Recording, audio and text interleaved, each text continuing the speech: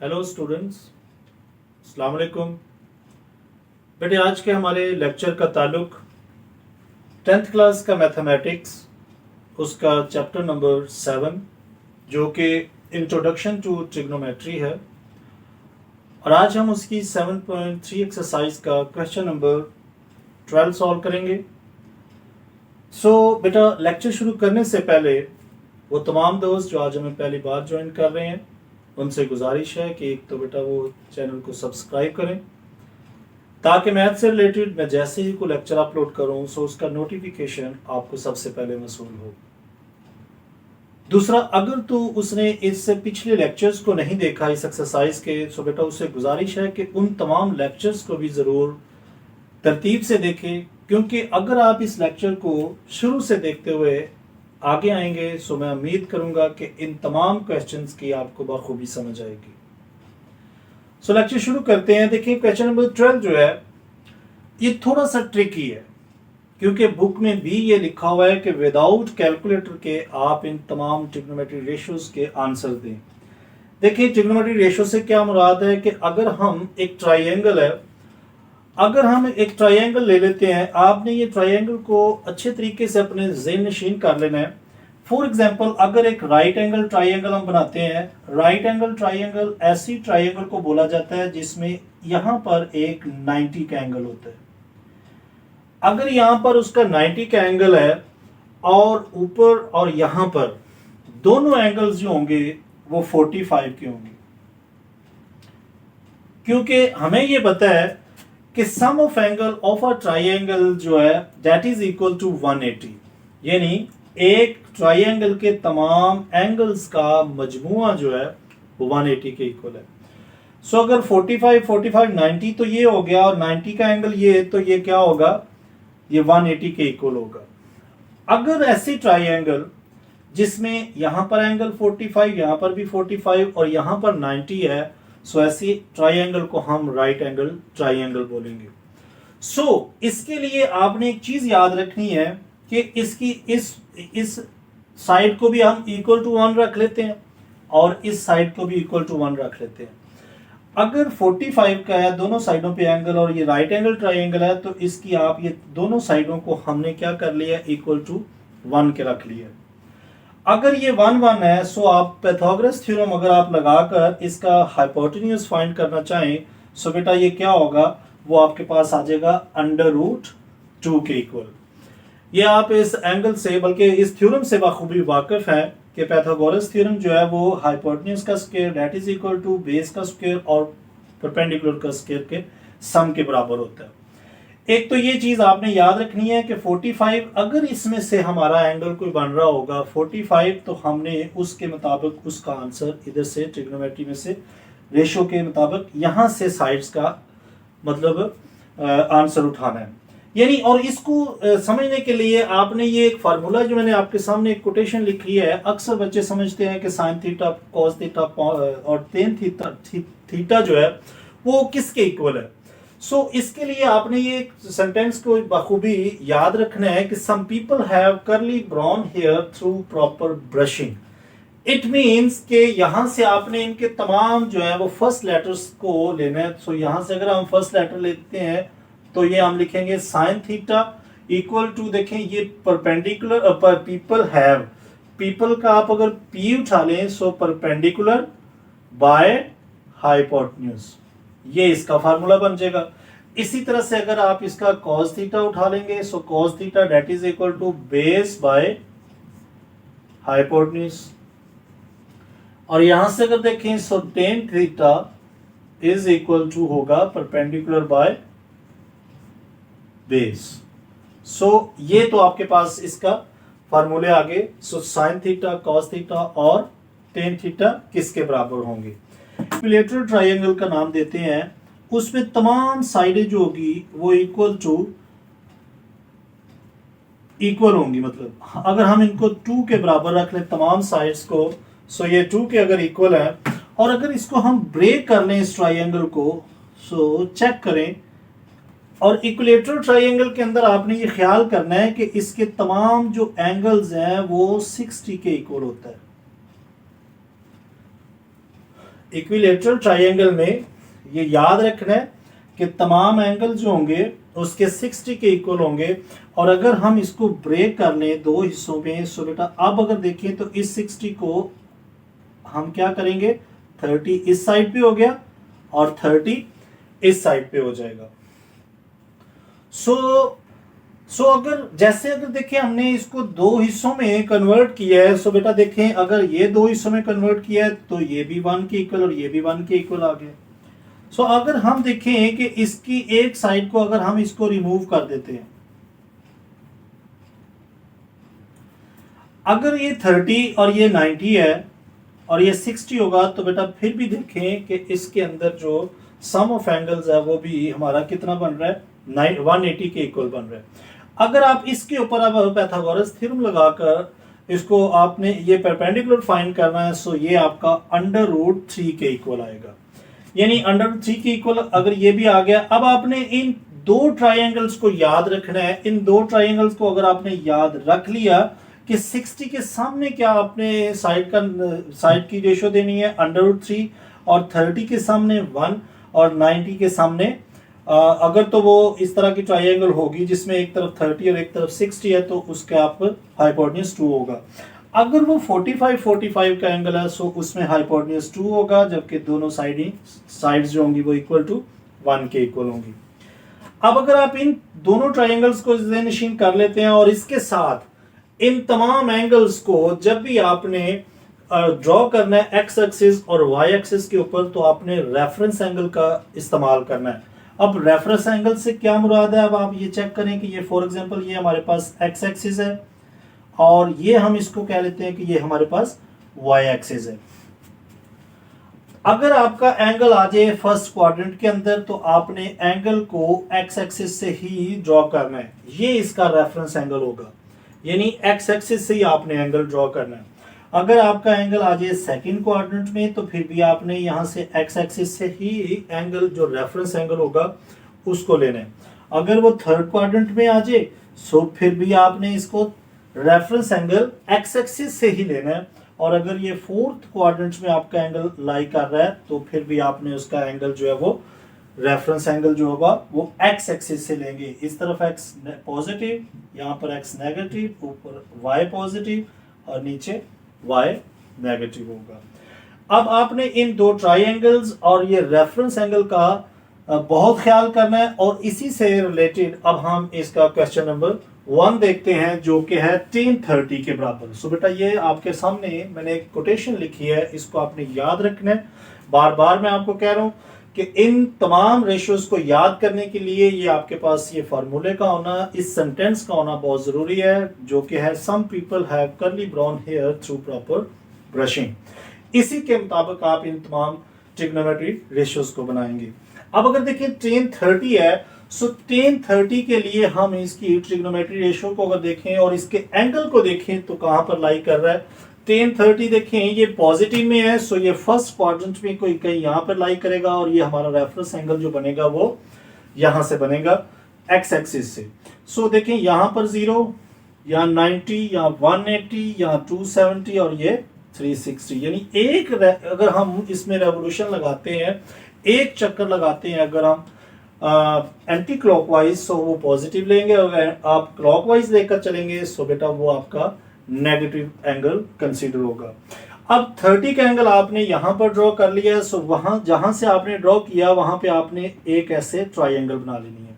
अब देखिए 30 का एंगल है, सो यहां पर 30 है, सो 30 के सामने अगर आप चेक करें यहां से 30 के सामने कौन सी साइड है, जो 30 के सामने साइड होगी वो 1 के इक्वल होगी। और ये 90 का, और ये अगर ये वाला 60 है, देखे ना आपने सम ऑफ एंगल जो है वो 180 से ऊपर नहीं करना। 30 यहां पर, 90 यहां पर, सो यहां पर कितना होगा, ऑलमोस्ट 60 ही होगा। सो 60 यहां पर, तो 60 के सामने देखें कौन सी साइड है, √3, ये रख ली √3, और बाकी दूसरी साइड जो होगी वो क्या होगी, 90 के सामने 2 होगी। अब अगर आप यहां से देखें कि some people have curly brown hair, so tan theta किसके बराबर है, परपेंडिकुलर बाय, सो हम यहां लिखेंगे, सो tan थीटा, थीटा की जगह हम 30 लिख लेंगे क्योंकि एंगल इसमें हमें 30 गिवन है। सो tan 30 किसके बराबर है, perpendicular by base. So perpendicular यहां पर देखें सो 1 है, बेस क्या है यहां पर √3। सो ये इसका आंसर आ गया। यानी यहां पर tan 30 किसके बराबर आ गया 1/√3। कैसे हमने किया, जस्ट इस ट्रिग्नोमेट्रिक रेशो को इस्तेमाल करते हुए इस ट्राइंगल को बनाकर। इसी तरह से नेक्स्ट क्वेश्चन में देखें, सो tan 330 लिखा हुआ है। सो tan 330 मैं इसी को अब रेज करता हूं और दोबारा से यहीं पे वो एंगल दोबारा बनाऊंगा, देखता हूं मेरा 330 कहां पर आ रहा है। अब बेटा देखें 330 है, सो 330 अगर देखें सो यहां पर 0 से 90, 180, 270 और 330 यहां पर आई थिंक फोर्थ क्वाड्रेंट में आ रहा है। ये देखें ना फोर्थ क्वाड्रेंट में 330 यहां पर आएगा। सो इसका हम कुछ इस तरह से ड्रॉ करेंगे 330। अब आप देखें मैंने कहा आपने करीबी एक्स एक्सिस से अपना एंगल ड्रॉ करना है। सो करीबी एक्स एक्सिस इसका ये बन रहा है, यहां से अब आप देखें ना 330 तो आपका एंगल यहां से यहां तक बना, लेकिन एक्स एक्सिस से एंगल अगर आप ड्रॉ करते हैं तो बाकी कितना रह जाएगा 330 और ये 360 टोटल है। सो बाकी 30 रह गया। सो यहां से एंगल क्या होगा 30। अब यहां पर एक ट्राइंगल बना लें, दोबारा से देखें। सो ट्राइंगल ये बन गई। अब आप 30 के सामने देखें, 30 के सामने कौन सी साइड है, उसकी रेशो कितनी है, वो 1 है। सो ये 1 है। और जो यहां पर देखें ये 90 का एंगल बन गया। सो यहां पर अगर 90 है, सो ये 30, ये 60, 60 के सामने वाली साइड कितनी है √3। सो ये √3 के बराबर आ गई। सो दूसरी साइड क्या होगी 2 के इक्वल। अब आप यहीं से भी यहां से भी आप 330 की tan 330 की वैल्यू देखें। सो tan 30 की वैल्यू क्या है, tan 30 की जो वैल्यू आएगी वही tan 330 की वैल्यू होगी।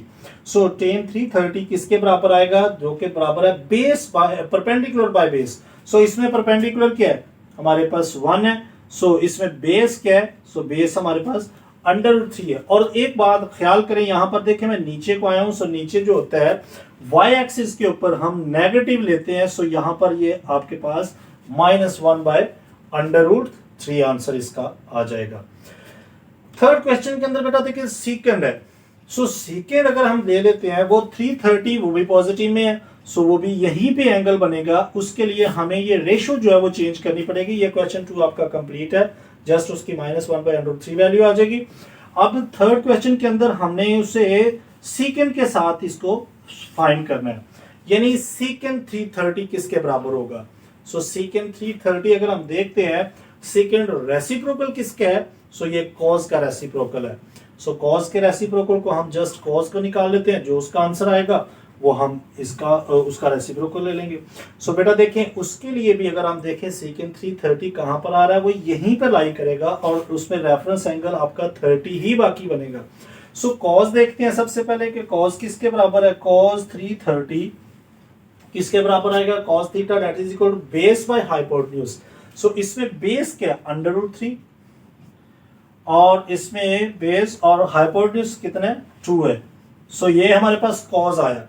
अगर हम इसका रेसिप्रोकल कर लें सो वो कॉस सीकेंड होगा, जो सीकेंड किसके बराबर होगा 2/√3 के बराबर आ जाएगा यहां से। सो ये हमारे पास सेकेंड की वैल्यू भी आ गई, second 330 that is equal to 2/√3 आ गया।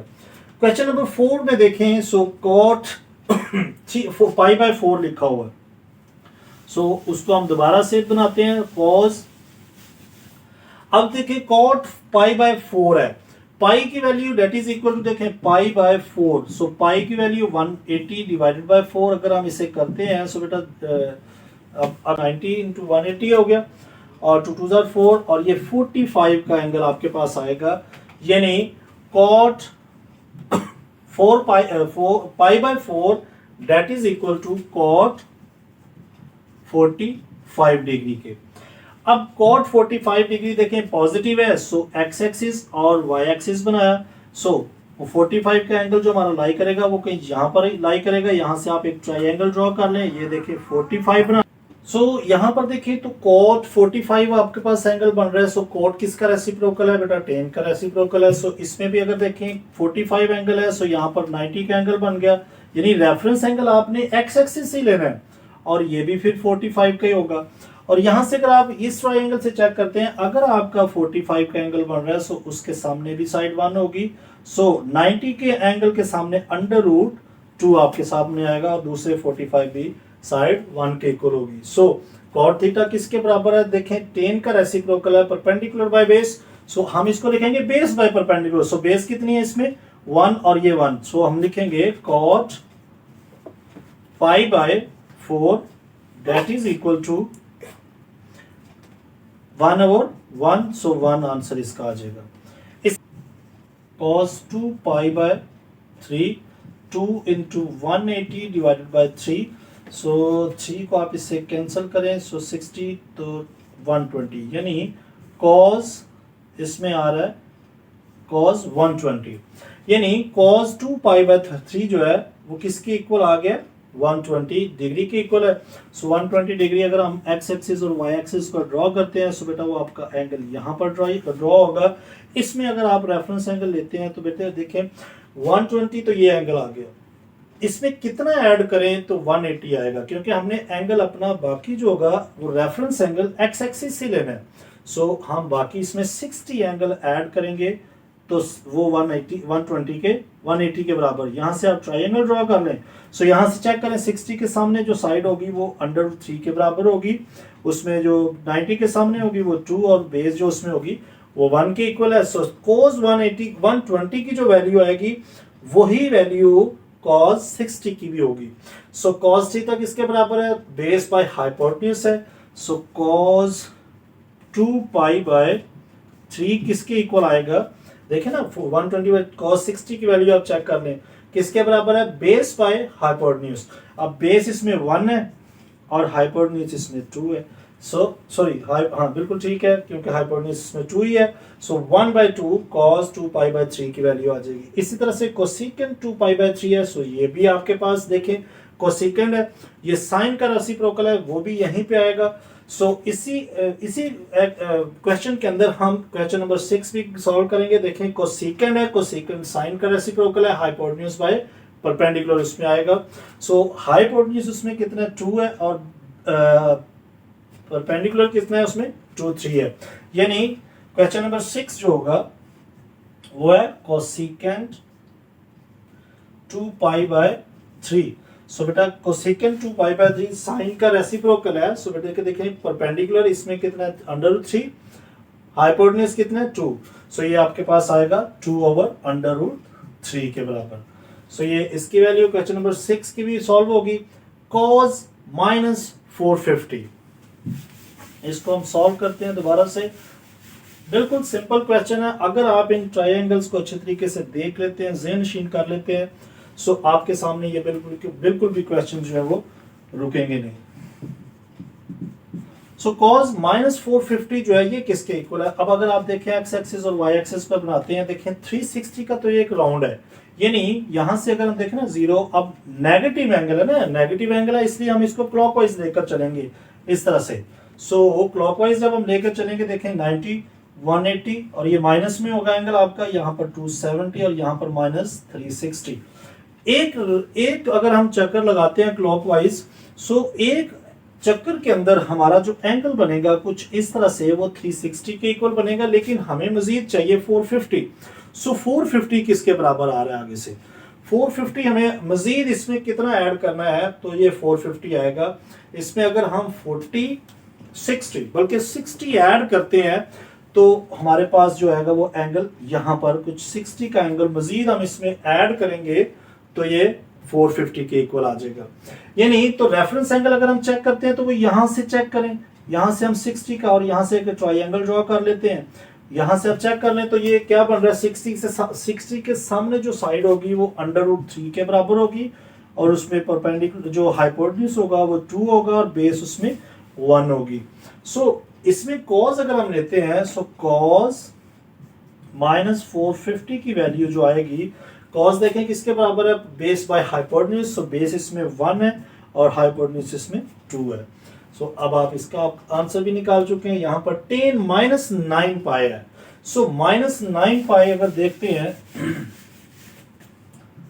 tan -9π, सो बेटा एक्स एक्सिस और वाई एक्सिस पर देखें माइनस में एंगल है, सो यहां से हम क्या करेंगे 0, 90, -90, 180, 270 और 360। यहां से हम स्टार्ट करते हैं और देखें माइनस में एंगल है, सो हम क्लॉकवाइज लेकर चलेंगे। सो यहां से यहां पर देखें 1 पाई, 2 पाई, 3 पाई और 4 पाई, 5 पाई, 6 पाई, 7 पाई, 8 पाई और 9 पाई।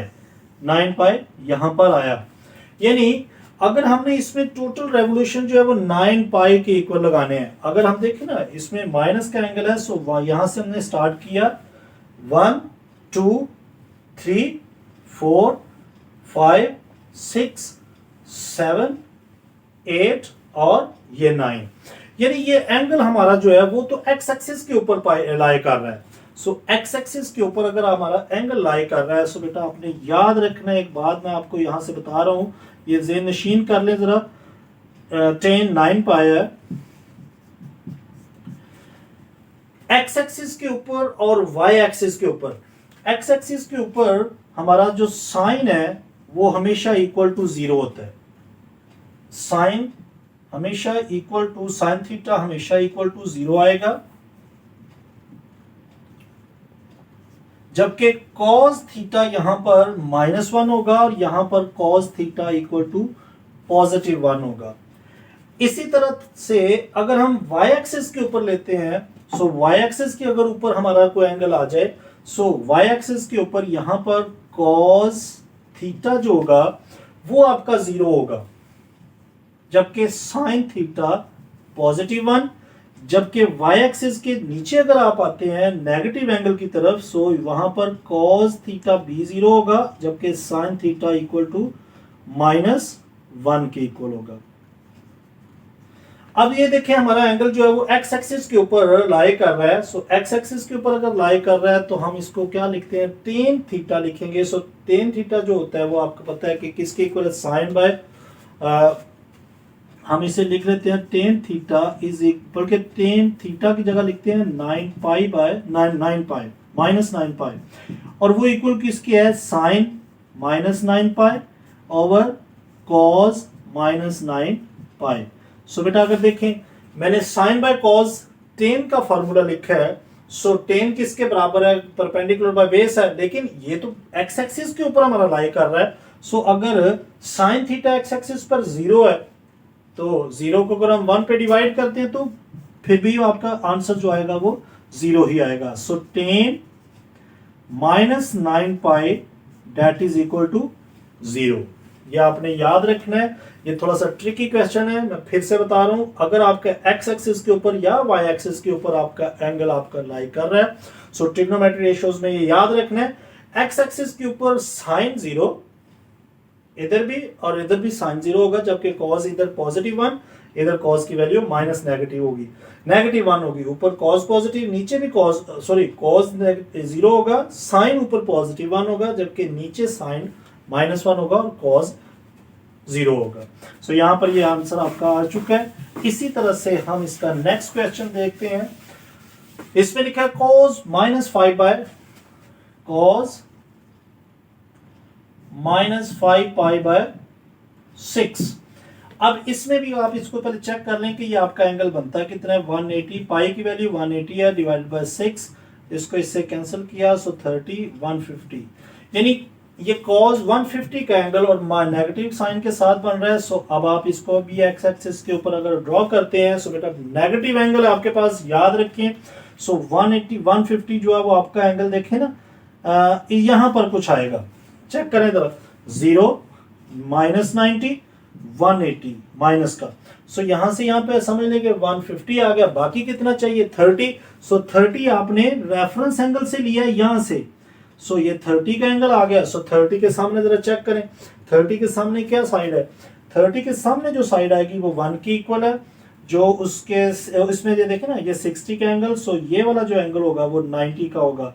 सो 90 के सामने क्या होगा 2 हाइपोटेन्यूज, और जो 60 होगा उसके अंडर √3 आ गया। सो यहां से भी आप एंगल बता सकते हैं कि cos -150 किसके इक्वल है। cos का फार्मूला देखें, बेस बाय हाइपोटेन्यूज है, सो बेस बाय हाइपोटेन्यूज क्या है कि अंडर रूट 3, हाइपोटेन्यूज क्या है इसमें 2।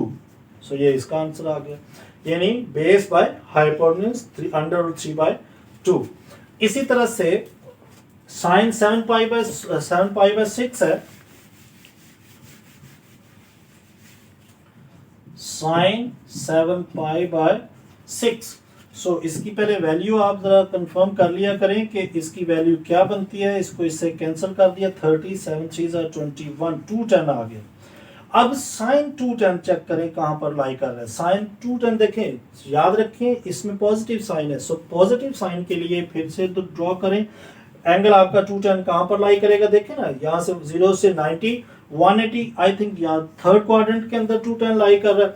सो 180 में हमने कितना ऐड किया तो 210 आया, 180 में हमने 30 ऐड किया, सो 210 आया। सो यहाँ पर हम क्या करेंगे, ट्राइंगल ड्रॉ करेंगे और ये 30 की वैल्यू, और आपका जो एंगल कंप्लीट एंगल बन रहा है वो आपका यहां से स्टार्ट होके यहाँ पे आ रहा है, लेकिन आपने रेफरेंस एंगल यहां से ड्रॉ करना है बेटा, ये याद रखना है। सो 30 यहां से चेक करें, 30 के सामने 1 है, और जो इसमें 60 का एंगल बनेगा उसके सामने अंडर रूट 3 की साइड है और दूसरी साइड 2 के इक्वल है। सो अब आप ये देखें, साइन साइन किसके इक्वल है, साइन परपेंडिकुलर बाय हाइपोटेन्यूज है। सो साइन 210, बल्कि साइन 210 बल्कि वैल्यू हमने इसी आंसर का, इसी के सामने आंसर देना है जो क्वेश्चन गिवन है। ये तो हमने अपनी सहूलत के लिए उसको सॉल्व किया ना कि ये किसके बराबर बनता है। सो साइन 210 हमारे पता चल गया कि एंगल थर्ड क्वाड्रेंट में लाई कर रहा है। सो 7 पाई बाय 6 किसकी वैल्यू, इसमें इसकी क्या वैल्यू बनेगी, perpendicular by hypotenuse. So perpendicular इसमें 1, ये 1 लगा लिया, और इसमें हाइपोटेन्यूज जो है वो 2 है। और एक जरा ख्याल करें, मैंने ये नीचे को लेके गया हूं, यानी थर्ड क्वाड्रेंट के अंदर जो परपेंडिकुलर है वो नेगेटिव है। सो यहाँ पर नेगेटिव साइन माइनस लगा दिया। इसी के साथ ये आप कॉट का देख लें। सो कॉट भी सेम यही 210 है, ये आपने कॉट को 7 पाई बाय 6 के साथ लिखना है, सेम एंगल है। सो 210 ही इसका आएगा, उसमें आपने क्या कर लेना है, यहाँ पर कॉट लिख लेना है। सो कॉट बेटा देखें तो एंगल फिर भी यही बनेगा। इसमें अगर हम देखते हैं कॉट किसकी वैल्यू, किसका रेसिप्रोकल है, टेन का रेसिप्रोकल है। सो टेन किसके बराबर है, परपेंडिकुलर बाय बेस। सो यहाँ पर परपेंडिकुलर क्या 1 है, सो 1 लिख लिया। बेस के यहाँ पर अंडर रूट 3। सो इसमें भी माइनस साइन आएगा, क्यों, क्योंकि देखें ना यहाँ पर ये हम क्या कर रहे हैं, नीचे को यहाँ पर वाई एक्सिस नेगेटिव साइन के साथ आएगा। सो -1 बाय अंडर रूट 3 इसमें बेस आ गई। लास्ट पार्ट है इसका 225, cos 225 डिग्री। सो बेटा इसका भी अगर आप चेक करें 225 डिग्री कहां पर लाई कर रहा है। सो 225 180 से लेके आपका एंगल यहाँ पर थर्ड क्वाड्रेंट के अंदर ही आएगा।